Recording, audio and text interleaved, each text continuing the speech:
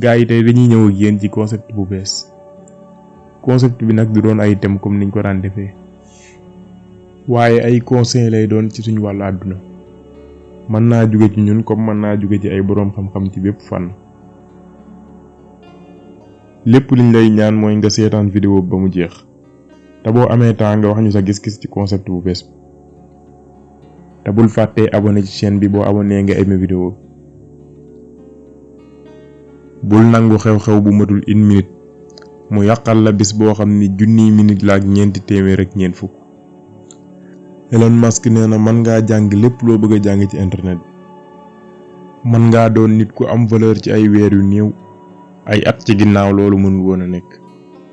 kon bu ñuy wax am sens mooy judd ci jamono bii kon exploiter loolu ci ni mu gëne sacrifier dara pour fàggu dara liggéeyal jamono bi ñeneen ñi nelaw jàngal jamono bi ñuy werante investiral jamono bi ñuy financer boo paree nga dund sa dund comme ni ñuy rêver seen dund amul dara lu nekk gratuit ci àdduna bu mettit amul avancement du am bu fidèle amul mbëggeel du am bu confiance amul xaritoo du am bu discipline amul réussir du am bul bàyyee rêve mukk ndax rêve yooyu moo lay pousse ci kanam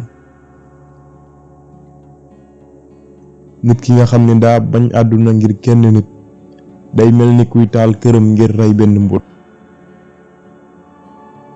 amul dara lu la mën a lor gu ëpp lor gi la say xalaat di lor fàtteel li passé waaye bul musa fàtte leçon yiñ ci jàngee fexee la nekk nit ku foor nit ñi bu ñu gisee melentaan buy dox dañuy teg seen baaraam ci kanamam pour mu jàdd kon ndax yaakaar nga ñu bàyyi la yow ci sa yoon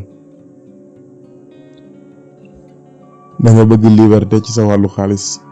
kon faaw nga liggéey ay quelques années pour am liberté li des ci sa dund gépp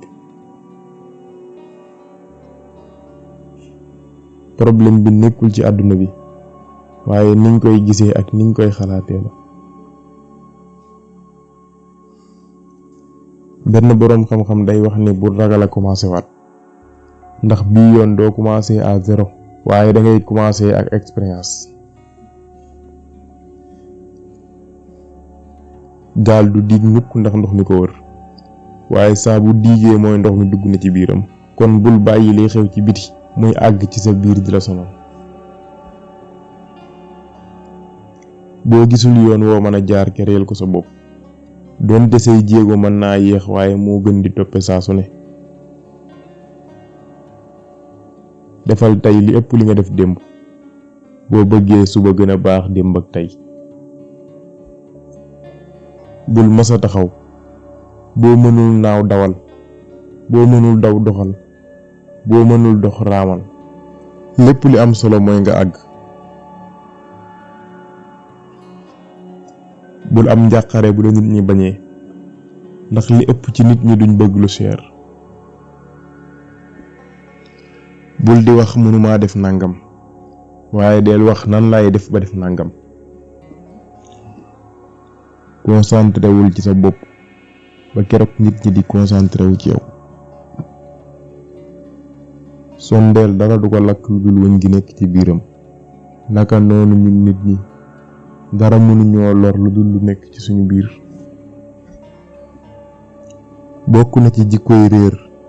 tontu balaa ngaa dégg contrôle balaa ngaa comprendre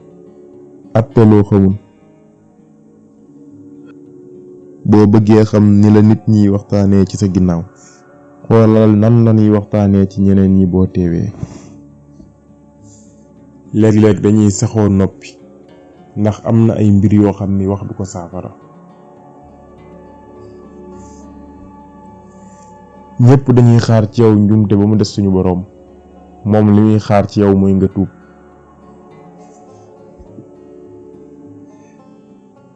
xarit bu foo kum takk ndeer la saa boo duggee ci lëndëm mu bàyyi la question bi du nan la nit ñi gisee waaye question bi mooy nan ngay gisee sa bopp yow bul tontu boo meree, bul dige boo kontaanee, bul jël benn décision boo nekkee ci njàqare.